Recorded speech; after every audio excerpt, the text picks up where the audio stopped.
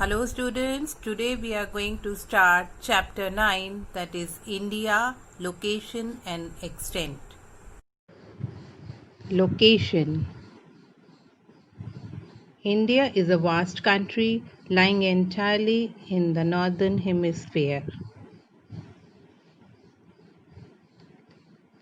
The mainland extends between latitude 8 degree 4 minute north and 37 degrees 6 minute north, and longitude 68 degrees 7 minute east and 97 degree 25 minute east.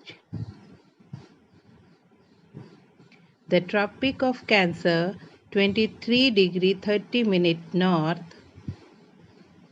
divides the country into almost two equal parts. To the southeast and southwest of the mainland lies the Andaman and Nicobar Island and the Lakshadweep Island in Bay of Bengal in Arabian Sea, respectively. Now comes size.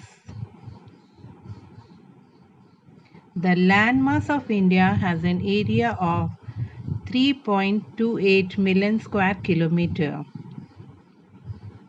India's total area accounts for about 2.4% of the total geographical area of the world. From the bar graph, it is clear that India is the 7th largest country of the world. India has a land boundary of about 15,200 kilometers. The total length of the coastline of the mainland, including Andaman and Nicobar and Lakshadweep, is 7,516.6 kilometers. India is bounded by the Yangfol Mountains in the northwest, north and northeast. South of about 22 degree north latitude, it begins to taper and extends towards the Indian Ocean, dividing it into two seas, the Arabian Sea on the west and the Bay of Bengal on its east. The latitudinal and longitudinal extent of the mainland is about 30 degrees. Despite this fact, the east-west extent is appeared to be smaller than the north-south extent. From Gujarat to Arunachal Pradesh, there is a time lag of 2 hours. For example, if it is currently 10 a.m. in Arunachal Pradesh, then it would be at the same time 8 a.m. at Gujarat.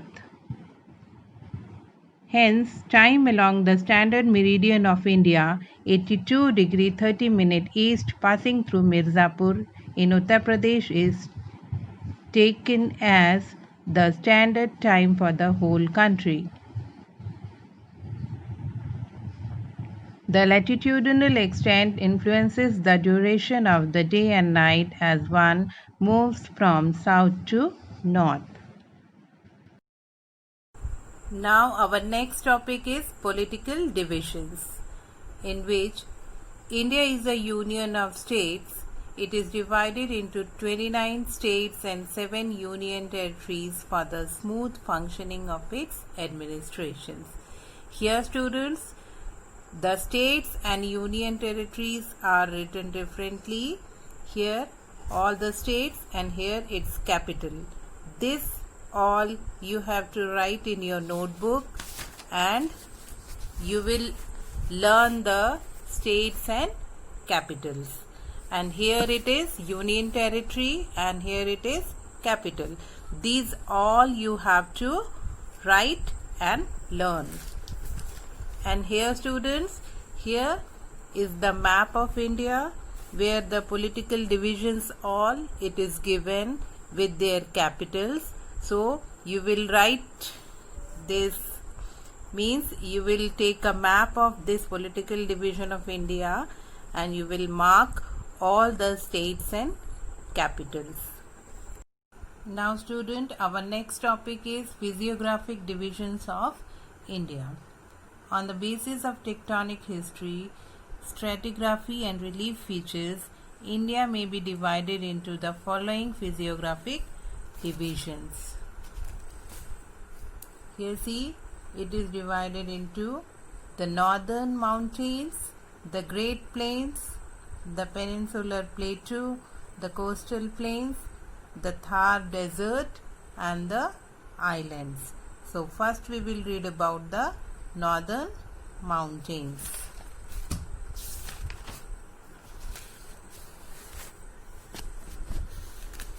This is our northern mountain. Now students, look at the picture of the northern mountains.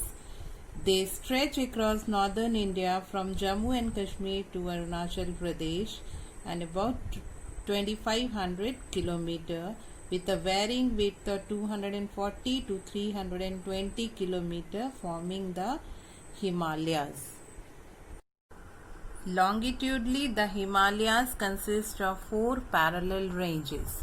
First one is the outer Himalayas, we can say that is Shivalik. The lesser Himalayas, that is the Himachal. The greater Himalayas is the Himadri, and the Trans Himalayas and the Purvanchal hills. Now student, with the map you will understand this. This is the Shivalik range from here to here, and this is the Great Himalayas, this one, and this is the lesser Himalayas. The Shivalik, it is almost continuous range of low hills composed of consolidated territory sediments emerged as the most recent phase in Himalaya orogeny. And the lesser Himalayas, it generally consists of unfossiferous sediments or metamorphosed crystalline. And the greater Himalayas, which we can call as the Himadri, this is the most continuous, loftiest and northernmost range of Himalayas. Now students, our next topic is the Great Plains. The Great Plains of India consist largely of alluvial deposits brought down by the rivers originating in the Himalayan and the peninsular region. They are mainly formed by the alluvial deposits of the Indus, Ganga, Brahmaputra and their tributaries. The northern plains is divided into 4 main divisions, that is number 1 the Bhabur, number 2 the Tarai, number 3 the Bhangar, number 4 the Khadar. Here you can see, here is the Bhabur, it is Tarai, it is Bhangar and it is Khadar. Now the student, our next topic is the peninsular plateau. These plateaus, covering an area of about 16 lakh square kilometer, forms the largest and oldest physiographic division of India. It is bounded by the Aravallis in the northwest, Makal range in the north, Hazaribagh and Rajmahal hills in the northeast, the western Ghats in the west and the eastern Ghats in the east. The peninsular plateau is divided into 3, that is Central Highland, Eastern Plateau and the Deccan Plateau.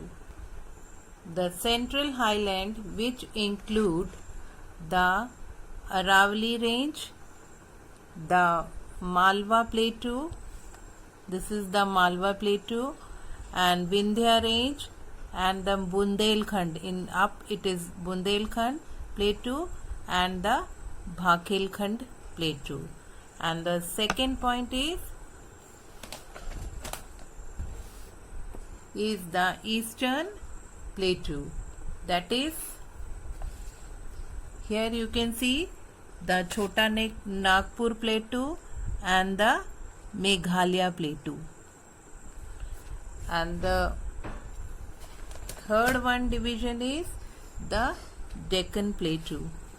Here you can see these are all the This one is all the Deccan Plateau. Now the next topic is the coastal plains. The West Coastal Plain is a narrow coastal strip in the west facing the Arabian Sea. The plain area between the Western Ghats and the Arabian Sea from the Gulf of Kutch and the Gulf of Khambat. You can see here, this is the Gulf of Khambat, and located on either side of the Kathiawar. This is Kathiawar Peninsula, is called Gujarat Plains.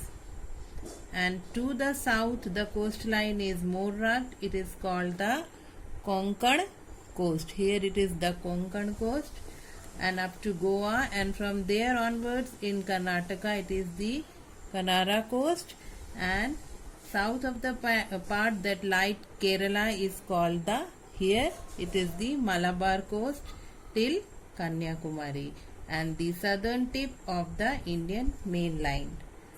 And the east coastal plain is broader and more continuous than the west coastal plain, and it is called the northern circuits between the Mahanadi and Krishna rivers and Coromandel coast. Here it is the Coromandel coast, south of the Coway up to the southernmost tip of the Indian mainland. The next topic, student, it is Thar Desert. The Thar Desert is located in the northwest part of Aravalli Hills. Here you can see, here is the Thar Desert, and it is the 9th largest desert in the world, and the rainfall received is below 150 millimeter per year, and the vegetation in the Thar is semi-arid type with thorny bushes, and the rivers are ephemeral and only Luni is a significant river. Now the next topic is the islands. There are two islands, that is the Lakshadweep Islands and the Andaman and Nicobar Islands. Here students, in the map you can see here, these are the Lakshadweep Islands, and in the Arabian Sea are a group of 36 coral islands, and they are located off the coast of Kerala. And these islands are mostly flat and hardly a few meters above the sea level. And the next comes the Andaman and Nicobar Islands. Here see, here these are the Andaman and Nicobar Islands. These lie in the Bay of Bengal. They are a group of 324 islands which are volcanic in nature, and Andaman Islands are separated from the Nicobar Islands by the 10-degree channel, and they are mostly rugged mountainous hills and considered submerged part of Araucanian Fault Belt. Now these are the location and extent of India. I hope students you all have understood by the pictures and the map. So go through once again the book and the video, then you will understand it properly. Thank you.